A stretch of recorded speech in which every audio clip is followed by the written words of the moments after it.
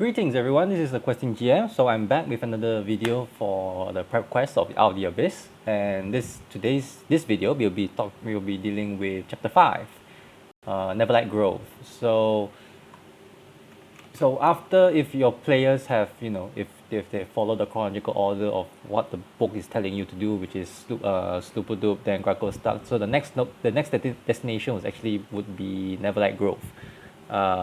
Of course, obviously, the book doesn't tell you that you have to go in that chronological order, but I will be going on the assumption that your players may have just left Stark to enter into Neverlight Grove. In fact, actually, the idea I did from Stark is that you can actually split off to go to Neverlight Grove or to go to Blingdenstone, either way, depending where the traders or whoever or the denizens of Stark actually tell the players the exit to the surfaces. And there are obviously there are many ways you can get into Neverlight or Blingdenstone for that matter.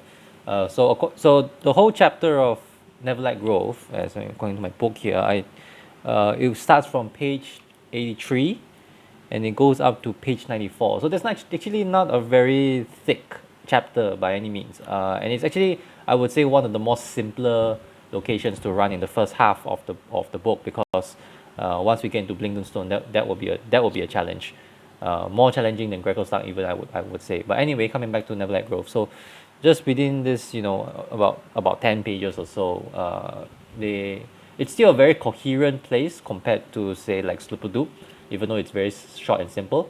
But there are definitely some places that you may want to pay a bit more attention to, or think about and prepare ahead, and maybe even decide a few things of what you want to do with Neverlight Grove and how your players interact in Neverlight Grove. So I'll just do a brief summary about the chapter in itself, the different sections and what they contain, and maybe which are the ones that you may want to pay a bit more attention to, or at least the ones that I would think you would want to pay attention to. So firstly, we'll start off with going to Neverlight Grove. So how do the players get to Neverlight Grove in itself? The description of that section in itself says that Neverlight Grove is sort of located like at the end of a few waterways. So theoretically, that actually means that you could actually make the players actually enter Neverlight Grove through the Dark Lake. Like if they pass the main body of water, there's a Dark Lake, and then they may enter into some few streams or waterways. They could actually just navigate their way towards that part of it. But what the book provides is actually a few people that could lead the party into Neverlight Grove. So the first of all, is the most obvious one would be Stool, the first Myconid prisoner that the players meet in Velkenvelf. The second one would be Serif, the Drow prisoner. And the Drow prisoners is a little complicated in the sense that depending where you are going to Neverlight Grove from. So if going by the assumption that you are going to Neverlight Grove from Stark, and you actually went into the Warzone tunnels and you actually meet with the whole group of Myconids who are dancing, Serif actually joins the Myconids, and then they actually leave Warzone and go to Neverlight Grove together. So that means Serif will actually be leaving your party in the Warzone tunnels itself, and obviously if you don't have Serif in your party, obviously you can't go to Neverlight Grove from there. But in exchange, the next person that you could get, by losing Serif, is actually another Myconid sapling called Rumperdam, who's actually with that group of Myconid adults dancing in the Warzone tunnels. So Rumperdam, if for whatever reason that you don't have Stool anymore in the party, Rumperdam is actually the next candidate that can actually lead the party to Neverlight Grove from Stark. And obviously, if you meet with the Myconid dancing in Warzone tunnels, those are actually the main. That's actually the most easiest way to get to Neverlight Grove from the Warzone tunnels, if they actually decide to accept Zookmoy's gift to do tree striding through the fungi.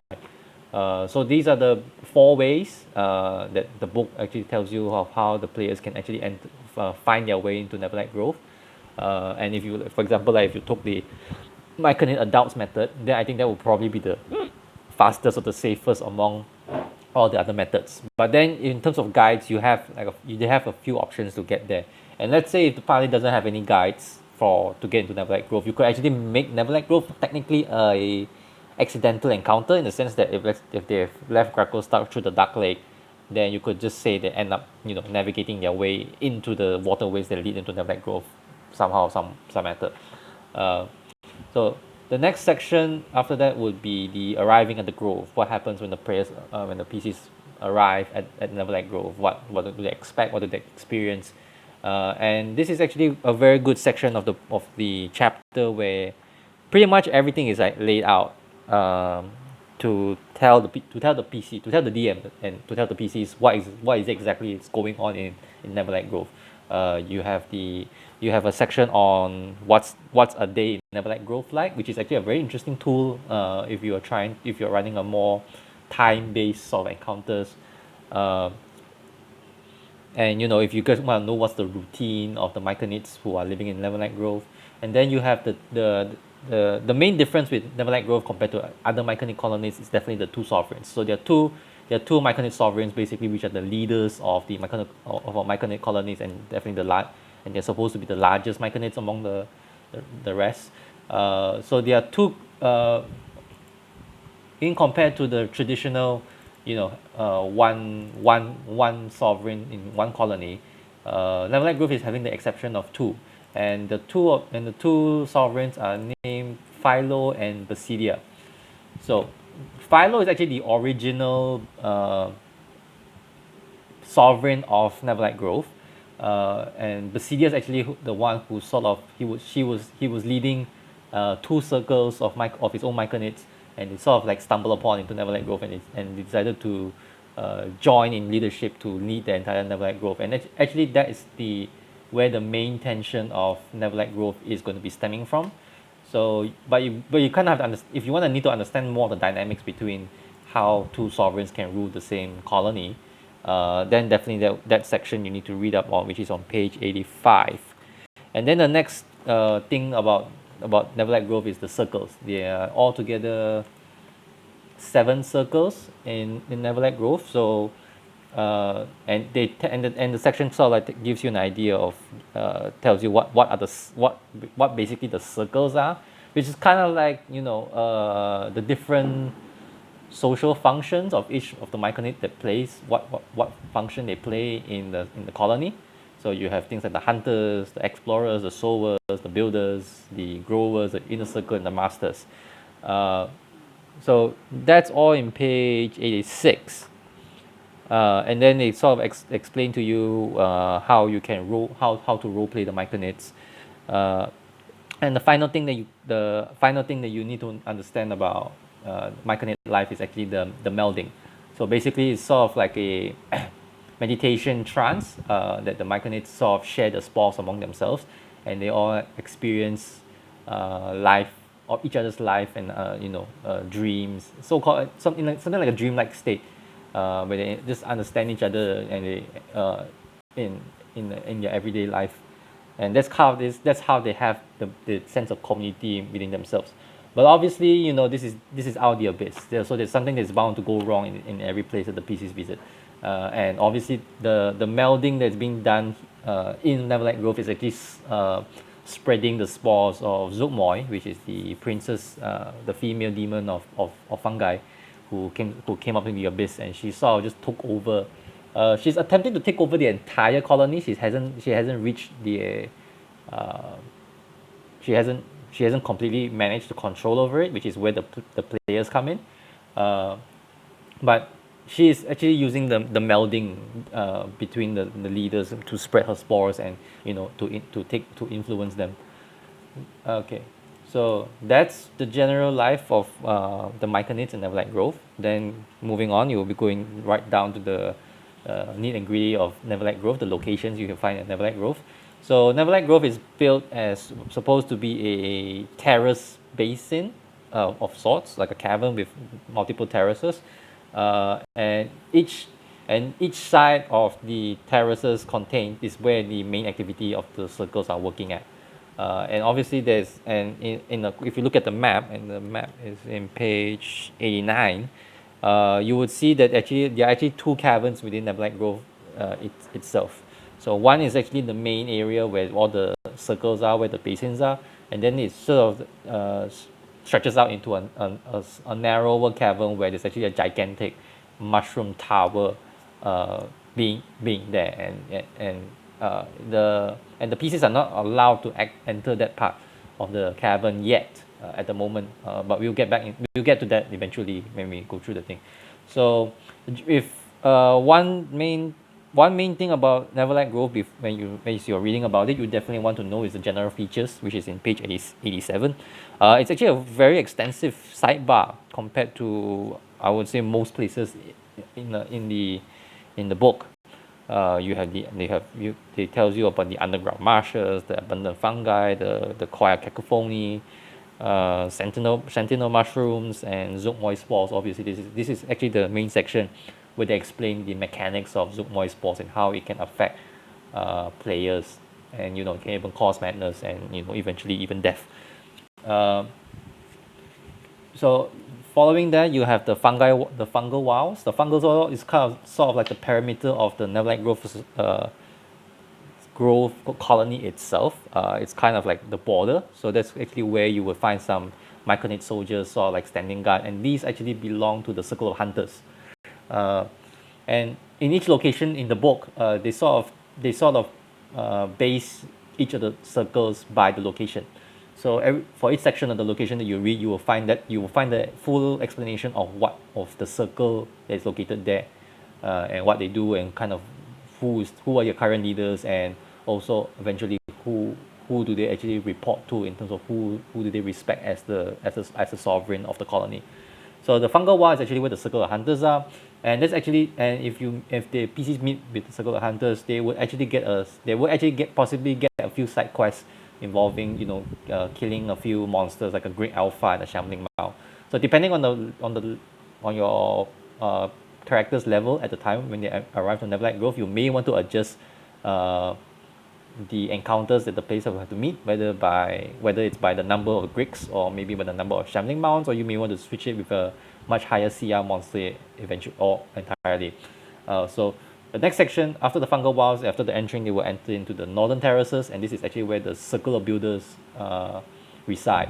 And their main purpose is kind of like just to build. They are like builders. They just build residences areas for the Myconids. And their biggest project is actually the second cavern where there's a gigantic tower mushroom. It's kind of like they're kind of taking that as their most prized monument, and they're trying to replicate that construction idea in the rest of the Underdark, and even up to the surfaces if you actually let them.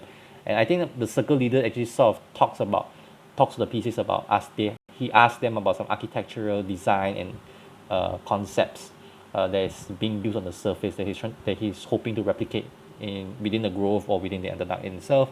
And this is actually where you can actually give a little bit of foreshadowing about the Aromycos. So the Aromycos is this gigantic fungal organism that lives under the high forest in Faerun, which is actually very close to where the proximity area of where Out of the Abyss takes place. And Aromycos only comes into play like way much later in the second half of the adventure. But it's actually a good time for you to just to do a name drop of the name Aromycos. And I think they may actually refer to Aromycos as a different name. I think it's called the Great Body to the Myconids. But yeah, you just want to do a name drop here and let the players remember it and the back of their head, and maybe it'll ring a bell to it. Maybe at the later part of the Neverlight Grove, or actually when they have to go and find the Aromycos in the second half of the adventure. Also in the northern terraces is actually where the city of growers are. So these are the ones I believe are just the ones who grow new Myconids, and they sort of they are the ones who take care of. Oh, so they're the farmers, yeah. So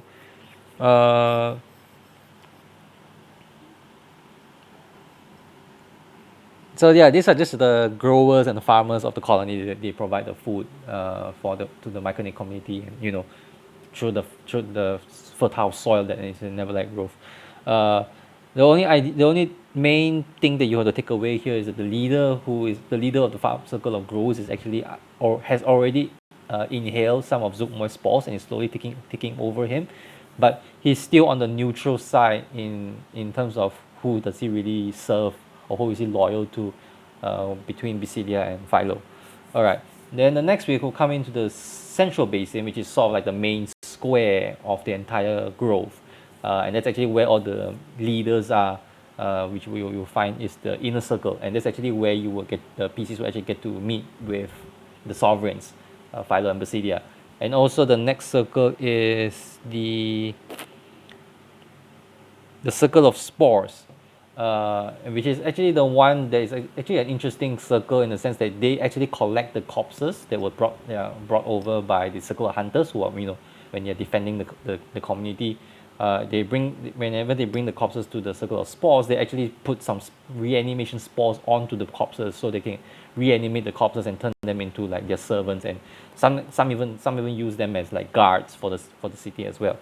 Now, the main highlight for the central basin is actually meeting with the inner circle, and that's actually, I think, probably the first place that the PCs will be sent to upon entering Neverlight Grove, is to meet with the two sovereigns, Philo and Basilia. And there's actually a whole entire section about talking to the sovereigns, any questions they have about them,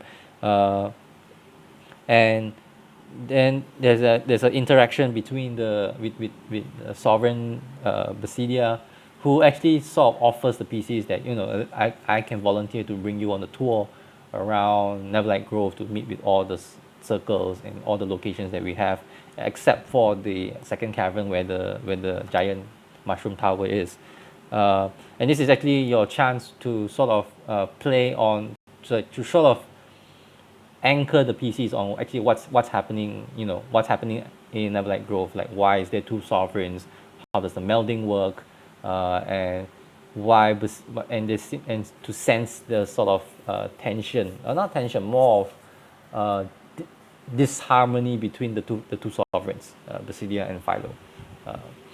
And the last part of the locations, obviously, would be there's another area called the Southern Terraces. So the Southern Terraces is actually where the circle of explorers are. These are basically the scouts of the community, and they just get sent out here to just do some scouting for border patrols and all that sort of thing. And the main highlight here is actually that this is actually the area of the main cavern, where there is a possible way to sneak into the second cavern, by climbing some of the terraces. But we'll get to that a bit later on when we talk about why will PCs want to slate into the second area without by stealth. So the last area is obviously the second cavern, which is called the Garden of Welcome, and this is actually the place that the PCs, even Basilia himself, is actually forbidden to enter, and the PCs actually can only enter it by invitation, or as I mentioned in the Southern Terraces, they can actually climb their way in, without being noticed.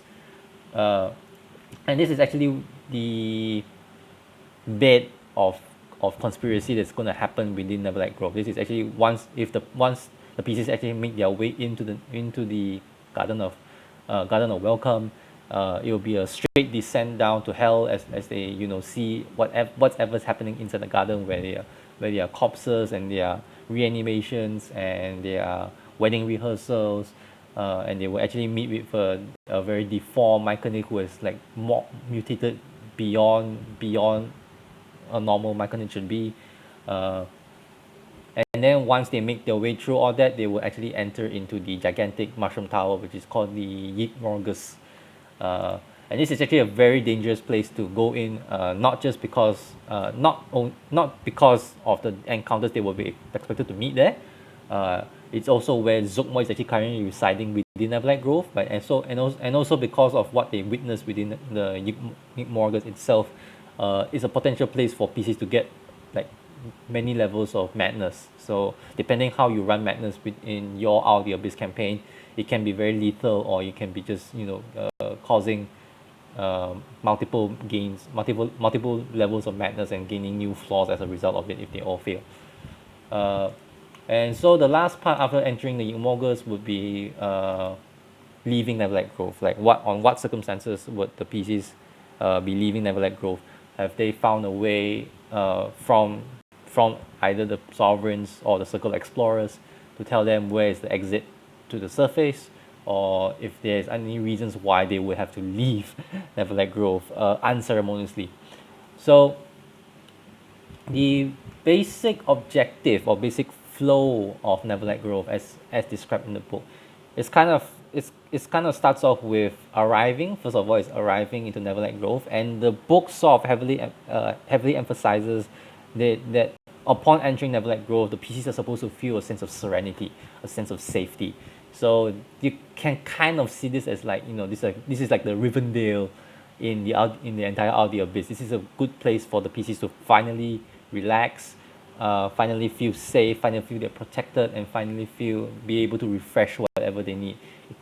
And this is maybe a good place where the PCs could get supplies, resupply their stocks of food and water to the maximum, because the grove is well capable of producing those level of amount of food for the PCs as well. So I would say generally in terms of like food supplies, let the PCs have their pick of whatever fungi they want from the fungi list. Maybe even the devil mushrooms, because those actually has a very significant plot point, and just the idea that the book presents you is the PCs are supposed to have a sense of safety and security upon entering Neverlight Grove, and then after that, upon meeting with Basidia, and he gives them a tour around the all the circles and all the locations. That is where actually Basidia sort of comes forward to the PCs to tell them that there's something's not right going on within Neverlight Grove itself, and he's having this ideological battle with the other sovereign Philo, that the sovereign Philo seems to be pushing a more radical and celebratory mood within the community, which is actually very unusual to the Myconids. And they seem to be on a very festive mood, because they seem to be celebrating a wedding, which Basidia doesn't seem to really understand what this is really all about, or why is the community feeling this way. So actually you can sort of use this opportunity in a way to sort of, upon visiting, for example, like the fungal wilds, and he meets with the circle of hunters, and the circle of hunters say, okay, can you please like defeat some monsters for us, and the PCs do. You can sort of take that as a test, in a sense, like that's what Basidia wants to test the PCs on, like are they trustworthy enough for him to voice out his concerns about Philo.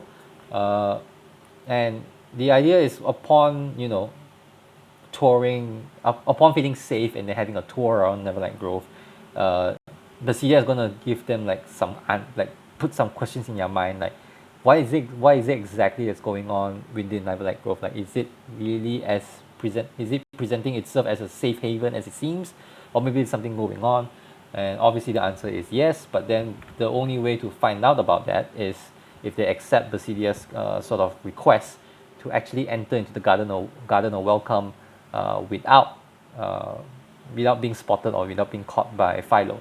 But the thing is, the sovereign Philo actually does offer an invitation to the party to actually enter the garden of welcome, but maybe it's on a different day and a different time, and they would be forbidden to enter the garden at any point of time before that. So when Basidia offers that quest to actually enter the garden of welcome, they would actually be defying against Philo in doing so. So that brings a small dilemma in the PCs, like, should we wait for Philo to actually allow us into the garden of welcome, or should we be more cautious and enter the garden on their terms and be more prepared in that sense? The thing is, according to the book, Basidia is not able to tell the PCs a lot of what's happening inside the garden of welcome and Yogg-Morgus. I don't even think he realizes that Zookma is actually there. Why is that? You probably need to find your own explanation. You could say probably something like Zookma actually arrived at Neverlight Grove and has been staying in Yogg-Morgus way before Basidia and her circle actually arrives into Neverlight Grove. So he was sort of forbidden from meeting with Zookmoy from the very beginning, and Philo is actually trying to influence Basidia to enter to take over Zookmoy's force and change his mind. Uh, all right. So regardless of how the PC is going to choose to enter into the Garden of Welcome, whether by stealth or by invitation, the main highlight and the main reveal of the chapter is basically obviously when the PCs enter into the Garden of Welcome, they would see what's actually happening there, which is actually all the humanoid visitors that actually enter into Neverlight Grove actually get swallowed up by the fungi, and they get reanimated, and they sort of become like spore servants to Philo and Zookmoy. And one particular group of humanoids they actually encounter is actually a Drow scout patrol, which is actually sent by the Drow priestess from Belkenvale to actually try to find the PCs if they've actually entered into Neverlight Grove. But as circumstances will have it, they actually end up being eaten up by Neverlight Grove and get turned into spore servants. And the PCs will actually find out from one of these survivors that this is actually Zookmoy is already here, and she implores the PCs to sort of like warn Menzel Branson that she's already there, but I don't think that will be in the agenda of the PCs very soon, which is just to survive, if they actually even survive the Garden of Welcome. And when they enter into the Garden of Welcome, they go through the Garden of Horrors, and they will enter into Yap Morgus, and that's actually where they will get to meet with Zookmoy herself, preparing for her wedding. And that's actually a whole bunch of chambermaids, bridesmaids, and chamberlains of Zookmoy who will be sort of attending towards Zookmoy. And it's really up to the PCs what they decide to do after they meet Zookmoy, whether they want to attack her for whatever reason, or they want to just make their way out of it. Because even before meeting Zookmoy herself, they're already going to have they could potentially get a few levels of madness. So they may decide to just turn tail and run off if they have already gained a level of madness for it. Or if they really want to find out the truth, then yeah, that's probably meeting Zookmoy is going to probably cause another level of madness. And obviously, if according to the book, she's not interested in killing the PCs per se, but she's more interested in just like spreading her spores on them and then mind control them if possible, and actually just kicks them out from Morgus and Neverlight Grove altogether. But that's really up for you to decide how do you want Zookmoy to react towards the PC's arrival into Garden of Welcome. You could say that the main idea is that after Philo has sort of lulled the PCs into a sense of safety, he's planning to just sacrifice the PCs, send them into the Garden of Welcome, where they'll probably be killed by one of the mutated Myconids called Yestravos. And if he kills them, then the body will be left in the field, and then they will obviously put the spore servants to control the PC's corpses eventually. This is also, I believe, where if the PCs actually do make it into the Garden of Welcome, they would actually see Serif's being controlled by Zookmoy's spore totally, and basically he dies if they actually do meet with Serif inside the Garden of Welcome. So after knowing who is really behind the whole atmosphere or the whole change that's happening in Neverlight Grove, the PCs. The next step is different on the PCs. Do they leave Neverlight Grove?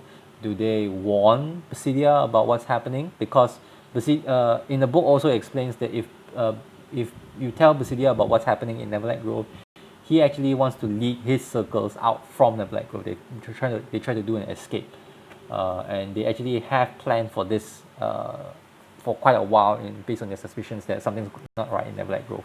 So there's actually some dramatic changes that can happen to Neverlight Grove based on what the PCs decide to do after finding out Zookmoy is already there. And I'll talk a little bit about that, and also my own experiences of what happened in my running of Neverlight Grove. Some suggestions and some ideas about running Neverlight Grove from me is that I think the main important thing is try to give the sense of safety to your PCs upon arriving. like really treat them very well. You could even say some of the myconids could spread some spores on them that could heal the PCs in one way.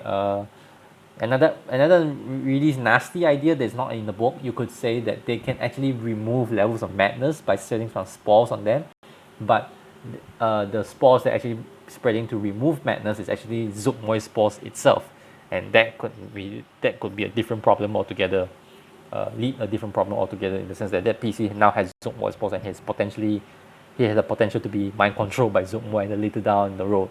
That's not in the book, but based on how the Zookmoy spores section explains it, that's one possible way you could actually uh, give that sense of safety to the PCs, and get them to play like, oh, this is a really good place to really relax and enjoy ourselves.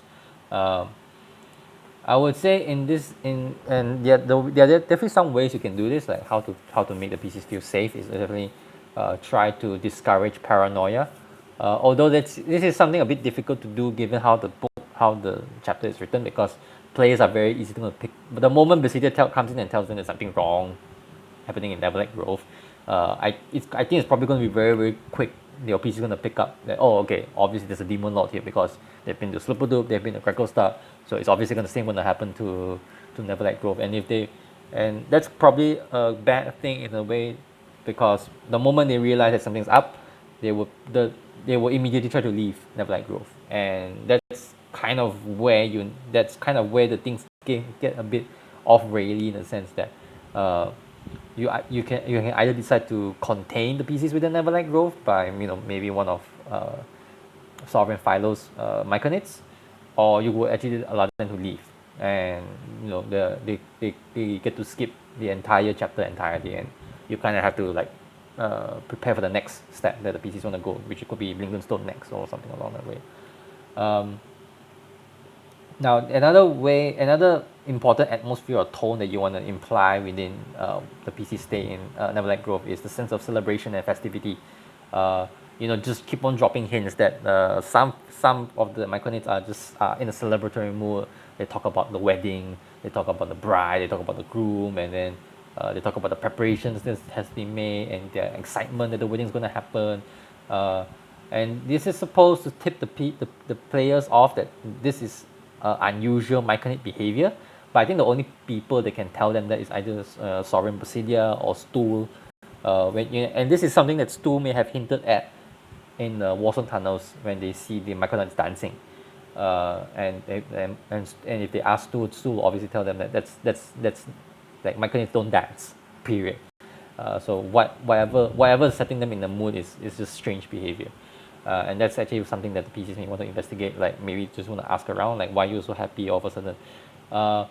But you can actually use that to your advantage in a way that this could be some sort of like a liberation of the myconids way of life, which is supposed to be pretty stale and dour and routine and full of routine. If when Basidia tells them that these myconids are acting strangely, it may come off to the surface as like this is supposed to be a good thing, and they shouldn't be too uptight about living the old way of myconid life. They should try to embrace the new and the fresh, and that's something that Philo will actually sort of like advocate while meeting with the PCs, and also advocate to the other myconids that that life as a fungi is great and you should enjoy it, rather than trying to live a very balanced existence as the book plays into it. And before the PCs actually go into the Garden of Welcome, you could actually sort of play the tension between Basidia and Philo, and you could actually, and if you really know how to twist the expectations of the PCs, is try to make Philo appear like the good guy and Basidia the sour grump who wants things to go back the way it was, and Philo is the positive, optimistic game changer, leader of the myconids, who's trying to make sure that everyone has fun and everyone can enjoy the peace and prosperity of Neverlight Grove under the new leadership of I think they call her the Great Cedar. If I remember, yeah, they call her the Great Cedar. and he hopes that everyone gets to be under the influence of the Great Cedar.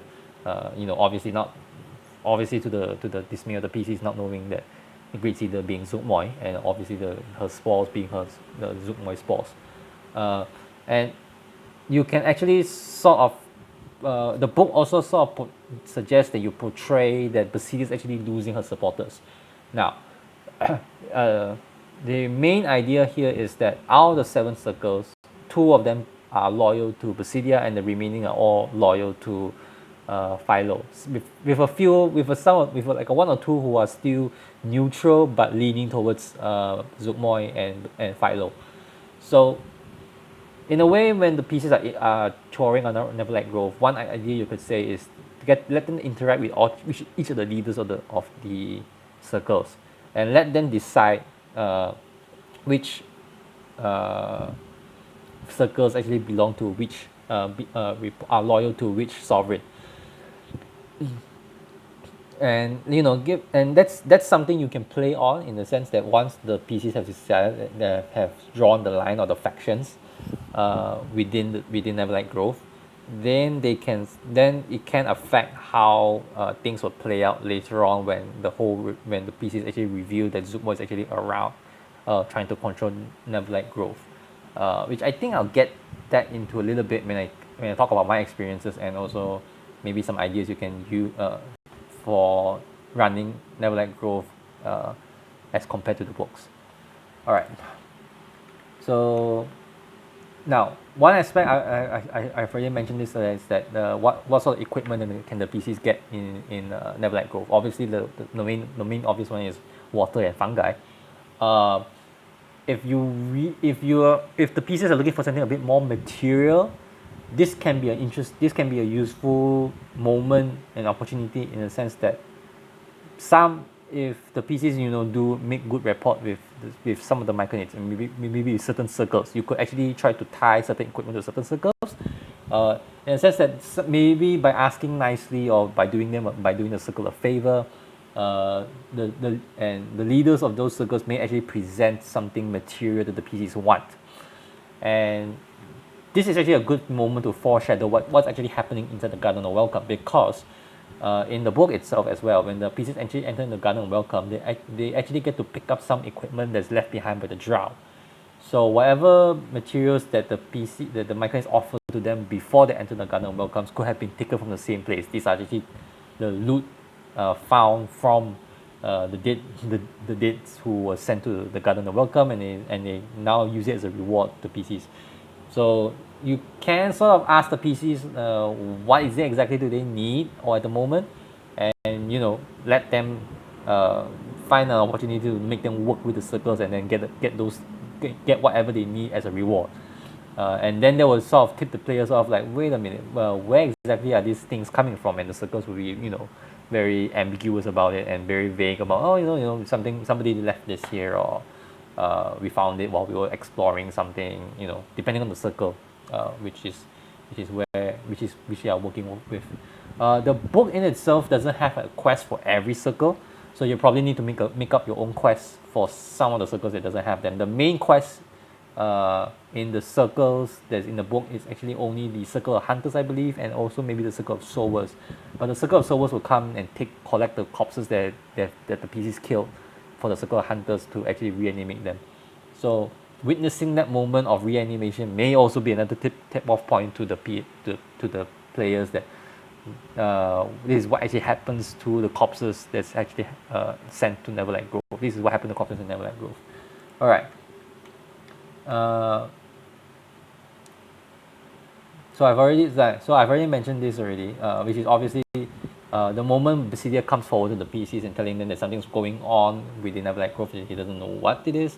Then the attention goes from curiosity and paranoia down to investigation and mystery solving, and there could be a bit of time spent here on players trying to find access into the Garden of Welcome, and then maybe if they talk to the Circle of Explorers in the Southern Terrace, and he will solve, and if they've already gained Basidia's trust, then the Circle of Explorers will sort of lead to the players, okay, there is a secret way to get into the Garden of Welcome without going through Philo, and actually the entrance to the Garden of Welcome is actually being guarded by some spore servant trolls.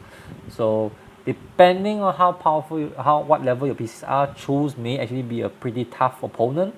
But the idea is that you want to make it quite inaccessible at the parent party level, just in case just to discourage the PCs from fighting through into the Garden of Welcome, because if they can overcome the trolls, then they're probably not going to be able to survive what's going to happen next in the Garden of Welcome. Yeah.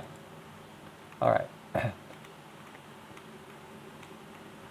So I've already mentioned how the PCs can enter into the Garden of Welcome. It can be by stealth through the Southern Terrace, which is only revealed to the PCs if they actually gain Basilia's trust, and therefore the Circle of Explorers. Or it could be by invitation by Sovereign Philo. So that could be a time thing. They could maybe rest for about a couple of days before Philo says, okay, let's bring you into the Garden of Welcome to meet with the Great Cedar. And that's actually probably where Philo would sort of like lure the PCs into a trap, and they will meet with the Yestrobot, and Yestrobot, the mutated Mechanics, and Yestrobot will try to kill the PCs for doing that.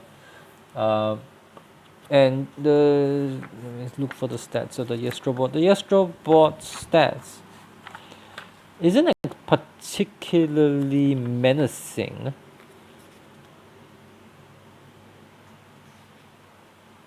I think you can find the stats at the appendix, I believe.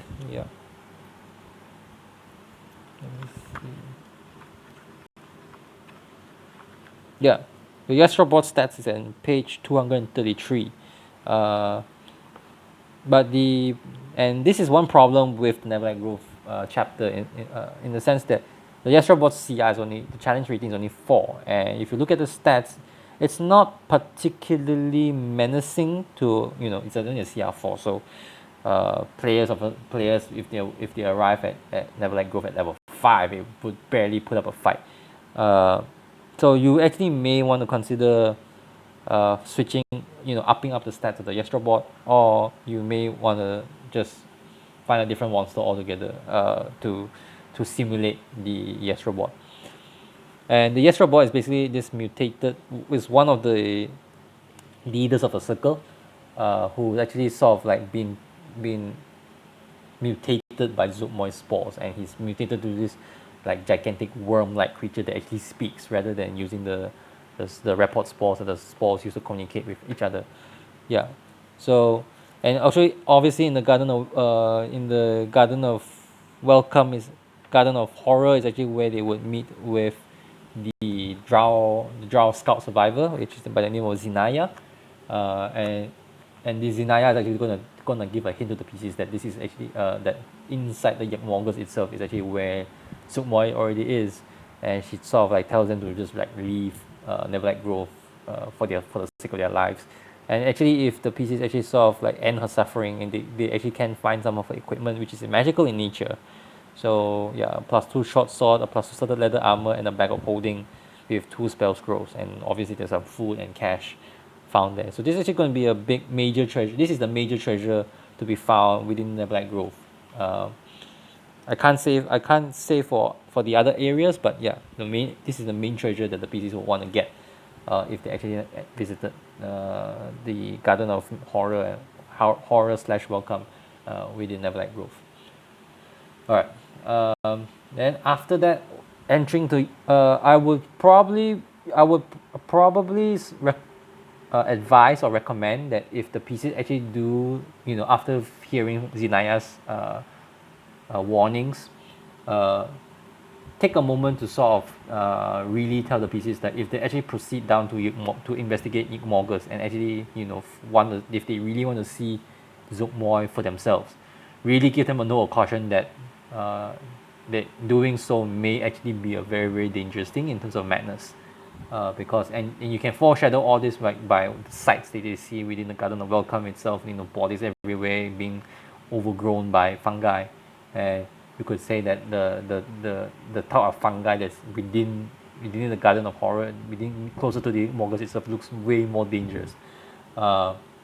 But at the end of the day, it's still the PC's decision, and I think there's actually some benefits to actually going through Yagmoggers going to Yugmogus, not only to see Zookmoy herself, but also I think this is actually where you will get to see the reanimation of the corpses, including I think Serif's transformation into a spore servant. And I would say there is a benefit in allowing the PCs to actually enter the Yugmogus and meet with Zookmoy, despite the dangers, is that allow it to influence what happens in chapter 15.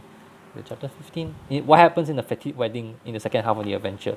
Maybe if they kill a few Chamberlains, or if they talk to Zookmoy or say a few things, you know let there be consequences of what they do here to affect what happens in the second half of the adventure when they have to go and stop Zookmoy from marrying the Aramykos. Just need to confirm that's chapter 15. Oh no, it's not chapter 15. I think it's chapter 16 then. Yeah, it's chapter 16, which is where the Fetid wedding takes place. So that's definitely another recommendation you can go about, trying to give ways for the PCs to be able to influence what happens in the second half of the adventure, if they actually decide to go with visiting Zookmoy. You could ruin her. It could be as easy as ruining her wedding gown, sabotaging something within her wedding gown. If you kill some of the chamberlains and the bridesmaids, maybe there'll be lesser numbers later in the later part of the adventure. Yeah, so those are definitely some ideas you can try to play around with, which the book does not have any clues. In fact, the book sort of feels like it's actually heavily discouraging the PCs to actually get into Yugmogus after they have met with Zinaya. So that's really something you can add on to your version of Neverlight Grove. All right. Now, my experiences with Neverlight Grove didn't really go by the book, because my players was, as I said, my players were easily tipped off that something is wrong with Neverlight Grove, and they easily put two and two together to say, oh, it's obviously a demon lord, so we don't want to get involved with this, and we just want to leave. Although they did get attached to Basidia's side of the conflict, and Basidia to sort of make the PCs stay, I sort of to tell made Basidia tell them that they're actually planning to leave Neverlight Grove if they can actually confirm that it was actually Zookmoy who was actually living in Neverlight Grove. And as a result of that, to really contain the situation, I sort of made Philo try to trap Basidia and her circle along with the PCs from leaving, because he wants to make sure that Zookmoy's control of Neverlight Grove is complete. And that actually led into a massive rebellion and civil war within Neverlight Grove. So it really turned the idea of peace, a place of peace and serenity, into like basically a war zone. And the PCs actually had to lead Basidia and her circles out from Philo's mechanics, because in the book obviously it tells you that Basidia and her mechanics are obviously outnumbered, so there is definitely going to be a lot of fight going on. I mean, it's a retreat of survival rather than just a fight of ownership, and that actually I think turned into one of the more memorable experiences within Out the Abyss that the book didn't prepare me for. But it was definitely an interesting direction to take, in a sense that you could actually make the PCs feel a bit more invested into the Myconids' survival rather than their own. And as my suggestion says, like if they actually get to talk to the circles, then they can sort of gauge which circles are the ones who's loyal to Basidia, which are the ones who are loyal to Philo, and they can, when they work out an escape plan, they kind of don't want to tell the circles they are loyal to Philo, just in case Philo wants to mess up their plan and stop them from even leaving in the first place. So there could be some level of intrigue going on here, and it's a bit more challenging as well, because you remember when each of the circles have to do a melding, and if they already have that sense of escape, of wanting to escape, then obviously once they do a melding, all the other circle members would know, all the other factions would know that that some circles are trying to escape, and then obviously they would tell Philo about it. So there may be some sort of level of stealth or wordplay or political play to sort of prevent the circle of hunters and circle of explorers from doing meldings, which may not make the other circles too happy about it. But it's just a real test of where the PC's skills or deception comes in to sort of avoid a situation until the whole party is ready. So that's an entire quest line that the book does not provide.